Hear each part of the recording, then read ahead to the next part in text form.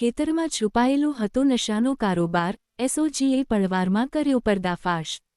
ગાંજાની ખેતી કરનારાઓ માટે ચેતવણી, એસઓજીએ ચલાવ્યું મેગા ઓપરેશન।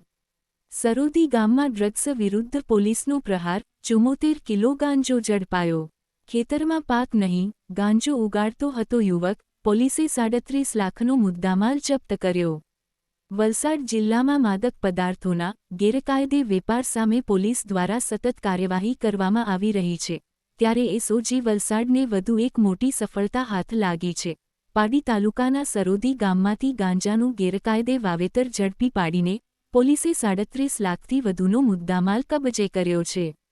પોલીસ મહાનિરીક્ષક પ્રેમવીર સિંહના માર્ગદર્શન અને વલસાડ જિલ્લા પોલીસ અધિક્ષક યુવરાજસિંહ જાડેજાની સૂચના અનુસાર એસઓજી વલસાડની ટીમ જિલ્લામાં માદક પદાર્થોના ગેરકાયદે ધંધા સામે સઘન કાર્યવાહી કરી રહી હતી। દરમિયાન એસઓજીના અધિકારીઓને મળેલી ચોક્કસ બાતમીના આધારે પાડી તાલુકાના સરોદી ગામના બરવાળી ફળિયામાં આવેલ એક ખેતરમાં દરોડો પાડવામાં આવ્યો હતો। તપાસ દરમિયાન ખેતરમાં ગાંજાના કુલ 18 છોડ મળી આવ્યા હતા, જેનું કુલ વજન 74,310 કિલોગ્રામ હોવાનું સામે આવ્યું છે।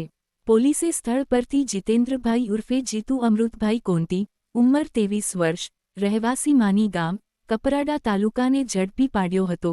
પોલીસે ગાંજાના છોડ ઉપરાંત એક એન્ડ્રોઇડ મોબાઈલ ફોન પણ કબજે કર્યો હતો।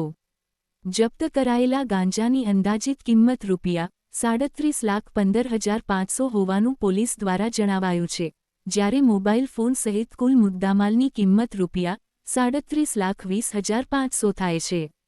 આ મામલે પોલીસે એનડીપીએસ એક્ટની વિવિધ કલમો હેઠળ ગુનો નોંધી વધુ તપાસ હાથ ધરી છે। સાથે જ આ ગાંજાના વાવેતરમાં અન્ય કોઈ વ્યક્તિ સંડોવાયેલી છે કે કેમ અને પાછળ કોઈ મોટું નેટવર્ક કાર્યરત છે કે નહીં તે દિશામાં પણ તપાસ શરૂ કરવામાં આવી છે।